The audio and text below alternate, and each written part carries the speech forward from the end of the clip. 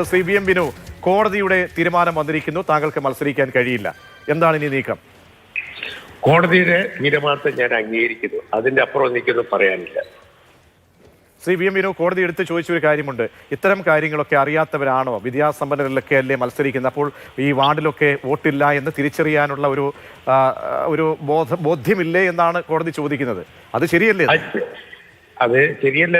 ഞാൻ സാധാരണ നിങ്ങളാണെങ്കിലും ഞാനാണെങ്കിലൊക്കെ വോട്ടിന്റെ സമയമാകുമ്പോൾ പ്രവർത്തകരോ കാര്യങ്ങളോ കൊണ്ടുതരുന്ന സ്ലിപ്പും വോട്ട് ചേർത്തുന്നൊരു പരിപാടിയുണ്ട്. ഇലക്ഷൻ കമ്മീഷൻ എന്ന് പറഞ്ഞു വെച്ചിരിക്കുന്ന അതിന് വേണ്ടിയിട്ടാണ്. അവര് വന്ന് നമ്മളുടെ വീട്ടിൽ വന്ന് അല്ലാണ്ട് ഞങ്ങളെ ചേർക്കൂന്ന് പറഞ്ഞിട്ട് നമ്മൾ പോവുകയല്ല ചെയ്യുക. അവര് വന്നിട്ട് നമ്മളെ ചേർക്കണം. ചേർത്ത് ഞാനിവിടെ ജീവിച്ചിരിപ്പുണ്ടോ മരിച്ചു പോയതൊക്കെ അന്വേഷിക്കേണ്ട ഒരു വോട്ടിംഗ് സമ്പ്രദായത്തിന്റെ ഒരു ഭാഗമാണ്. അതൊന്നും ചെയ്യാതെ നമ്മളെ മാത്രം കുറ്റപ്പെടുത്തുക എന്നുള്ളത് അത് അവരുടെ ഡ്യൂട്ടിയാണ്. നമ്മളുടെ എനിക്ക് വോട്ടുണ്ടോ, നിങ്ങളെ വോട്ടിംഗ് ലിസ്റ്റിന് പുറത്താക്കണോ, നിങ്ങൾ ഇവിടെ ഉണ്ടോ ജീവിച്ചിരിക്കണോ നോക്കേണ്ട ഇലക്ഷൻ കമ്മീഷന്റെ ഉത്തരവാദിത്വം അതുമായിട്ട് ബന്ധപ്പെട്ടിരിക്കുന്ന ഉദ്യോഗസ്ഥന്മാരുടെ കടമയാണ്. ഇനി നിയമപോരാട്ടത്തിന് മറ്റെന്തെങ്കിലും സാധ്യതകളുണ്ടോ?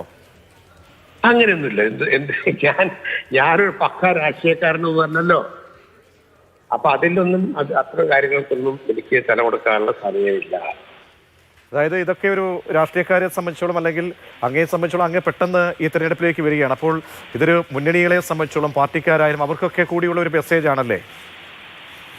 അല്ല, ഞാൻ വലിയ പാർട്ടിയിലേക്ക് അവരെല്ലാവരും കൂടി വന്ന് എന്നെ വളരെ സൗഹൃദത്തോടു കൂടി എന്നെ ഇതിനു വേണ്ടി പരിഗണിച്ചപ്പോൾ എനിക്ക് കോഴിക്കോടിന് വേണ്ടി എന്തെങ്കിലും ചെയ്യണമെന്ന് ആഗ്രഹമുണ്ടായിരുന്നു. അതിനുവേണ്ടി മാത്രം ഞാൻ ഇതിന്റെ ഇറങ്ങിയത്, അല്ലാതെ എനിക്ക് വേറെ ഒരു ലക്ഷ്യമില്ലേ.